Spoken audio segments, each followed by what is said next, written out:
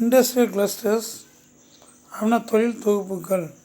Industrial clusters are groups of firm in defined geography area that share common markets, technology and skill requirements. தொழில் தொகுப்புகள் என்பது பொதுவான சந்தைகள், தொழில்நுட்பங்கள் மற்றும் திறன்களுக்கான தேவைகளை பகிர்ந்து கொள்ள வரையறுக்கப்பட்ட புவியியல் பகுதிகள் உள்ள நிறுவனங்களுடைய தொகுப்புகள் ஆகும். The advantage of industrial clusters or district was first observed by the famous economist Albert Marshall in the 1920s when he tried to understand the working of clusters of small farms in the metalworking and textile region in England. இங்கிலாந்தில் உலோகம் மற்றும் நெசவு தொழிலில் ஈடுபட்ட சிறிய நிறுவனங்களின் செயல்பாடுகளின் தொகுப்பினை புரிந்து கொள்ள 1920களில் புகழ்பெற்ற பொருளாதார அறிஞரான ஆல்பர்ட் மார்ஷல் அவர்கள் முயற்சி செய்து கொண்டிருந்த பொழுது தொழில் தொகுப்பு அல்லது மாவட்டத்தின் நன்மைகளை முதலில் கண்டறிந்தார். While the notion of an industrial district was developed by Marshall, it was only after the success of small farms in Italy in the 1980s that it became a popular. இந்த லைன் பண்ணிக்க 1980களில் இத்தாலியில் சிறிய நிறுவனங்கள் வெற்றி பெற்ற பின்னர் தான் மார்ஷலுடைய தொழில்துறை மாவட்டம், அதாவது இண்டஸ்ட்ரியல் டிஸ்ட்ரிக்ட் என்ற கருத்து பிரபலமாக்கப்பட்டது. Policy makers in developing countries like India began to promote them actively as they realized that there are several such small farm clusters in the country. India போன்ற வளர்ந்து வரும் நாடுகளின் கொள்கை வகுப்பாளர்கள் தங்களுடைய நாட்டில் இது போன்ற பல சிறிய நிறுவனங்களின் தொழில் தொகுப்பினை உணர்ந்தால்தான் அவற்றினை ஊக்குவிக்க தொடங்கினர். The following are the chief characteristics of a successful cluster. வெற்றிகரமான தொழில் தொகுப்புகளுடைய முக்கியமான பண்புகள் பின்வருமாறு. ஃபர்ஸ்ட் ஒன்றில் geographical proximity of all of small and medium enterprises SME. சிறு மற்றும் நடுத்தர நிறுவனங்களின் புவியியல் பகுதிகளுக்கு அருகாமையில் இருத்தல். நெக்ஸ்ட்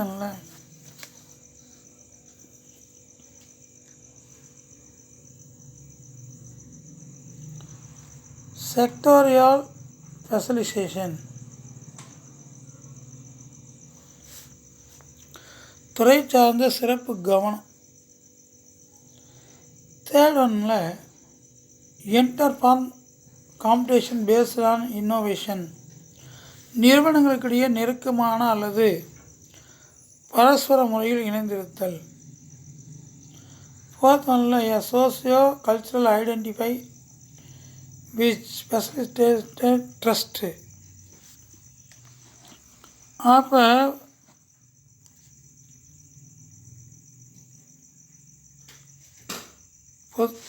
நம்பிக்கையை எளிதாக்கும் ஒரு சமூக கலாச்சாரத்தினுடைய அடையாளம்.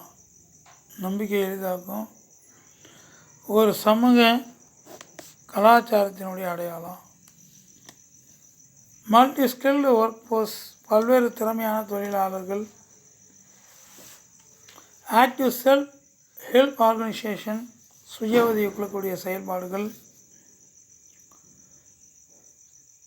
And supportive regional and municipal government, வட்டார மற்றும் நகராட்சிகளுக்கு அரசினுடைய ஆதரவு.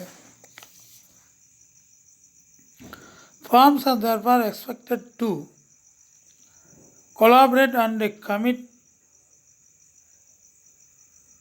compete with the one another at the same time. போன்றவற்றால் நிறுவனங்கள் ஒருவருக்கு ஒருவர் பரஸ்பரமாக ஒத்துழைத்து போட்டியிடும் என்று எதிர்பார்க்கப்படுகிறது. By collaborating, then can expand their capacity and also learn from one another. அதேவேளை பரஸ்பர ஒத்துழைப்பின் மூலம் அவர்கள் தங்கள் திறனை வெளிப்படுத்த முடியும். போட்டியின் மூலம் அவர்கள் மிகவும் திறமையானவர்களாக மாற கட்டாயப்படுத்தப்படுகிறார்கள். Through a competition, they are forced to become more efficient. How to cluster originate? தொழில் தொகுப்பு எவ்வாறு தோன்றுகிறது? Clusters may arise due to many factors. தொழில் தொகுப்பு தோன்றுவதற்கு பல்வேறு காரணிகள் உள்ளன. Certain clusters evolve over a long time in history. When artisans settle in one locality and evolve over centuries. ஒரு சில தொழில் தொகுப்புகள் தோன்றிய இடங்களில் கைவினைஞர்கள் குடியேறி நெடுங்காலமாக அங்கு தங்கி இருந்ததாகவும் வரலாறு கூறுகிறது. Handloom weaving clusters are one example of this development. கைத்தறி நெசவு தொழில் வளர்ச்சி இதற்கு ஒரு சிறந்த உதாரணமாகும். Or else in some sectors, when a large farm is established, a cluster of farm may emerge to take care of its input and service requirement. இல்லையெனில் சில துறைகளில் ஒரு பெரிய நிறுவனம் நிறுவப்படும் போது அதன் உள்ளீடு மற்றும் பணிகளின் தேவைகளை கவனித்துக் கொள்வதற்காக ஒரு தொழில் தொகுப்பு நிறுவனங்கள் தோன்றக்கூடும். At times, சில நேரங்களில் government may decide to encourage manufacturing using raw materials from a region, which may also lead to emergence of clusters. சில நேரங்களில் ஒரு வட்டாரத்திலிருந்து மூலப்பொருட்களை பயன்படுத்தி உற்பத்தியை ஊக்குவிக்க அரசாங்கங்கள் முடிவு செய்யலாம். இது தொழில் தொகுப்பு தோன்றுவதற்கு என்ன பண்ணுன்னா வழி வகுக்கும். நெக்ஸ்ட் ஒன் டைட்டில் இல்லைங்க, ஹிஸ்டாரிக்கல் டெவலப்மெண்ட் ஆஃப் இண்டஸ்ட்ரியலைசேஷன் இன் தமிழ்நாடு. தமிழ்நாட்டின் தொழில் மையமாதலின் முன்னேற்றம் பற்றிய வரலாறு. There is lot of evidence for presence of industrial activities such as textiles, shipbuilding, iron and steel making and pottery in pre-colonial Tamil Nadu.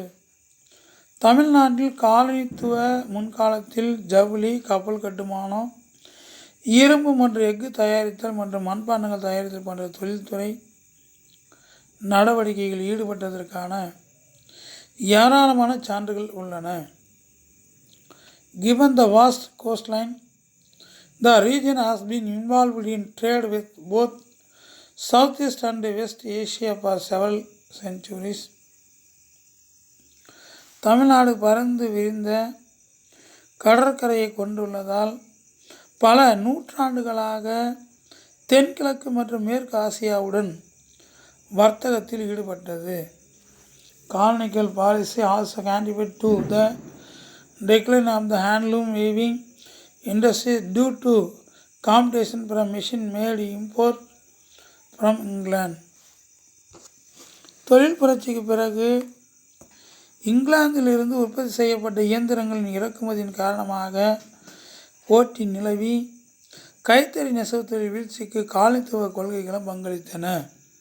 But some industries also developed during the colonial period. இருந்த போதிலும் சில தொழில்கள் காலனித்துவ காலத்தில் வளர்ந்தன. மேலும் மாநிலத்தில் தொழில்மயமாக்குதலான அடிப்படையாக அது விளங்கியது.